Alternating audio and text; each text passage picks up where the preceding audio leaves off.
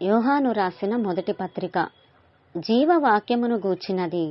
ఆది నుండి ఏది ఉండెనో, మేమేది వింటిమో, కన్నులారా ఏది చూచితిమో, ఏది నిదానించి కనుగొంటిమో, మా చేతులు దేనిని తాకి చూచెనో, అది మీకు తెలియజేయుచున్నాము.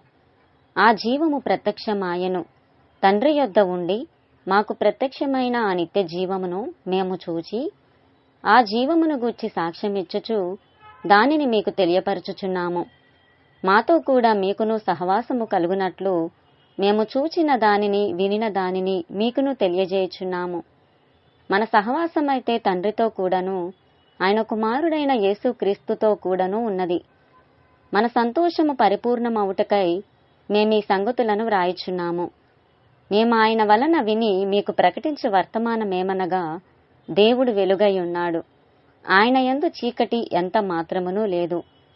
ఆయనతో కూడా సహవాసము గలవారమని చెప్పుకొని చీకటిలో నడిచిన ఎడల మనమబద్ధమాడుచు సత్యమును జరిగింపకుందుము.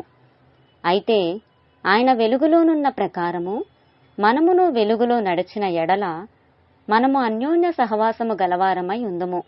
అప్పుడు ఆయన కుమారుడైన యేసు రక్తము ప్రతి పాపము నుండి మనలను పవిత్రులనుగా చేయును. మనము పాపము లేని వారమని చెప్పుకొనిన ఎడల మనలను మనమే మోసపుచ్చుకొందుము, మరియు మనలో సత్యముండదు. మన పాపములను మనము ఒప్పుకొనిన ఎడల ఆయన నమ్మదగిన వాడును నీతిమంతుడును గనుక ఆయన మన పాపములను క్షమించి సమస్త దుర్నీతి నుండి మనలను పవిత్రులనుగా చేయును.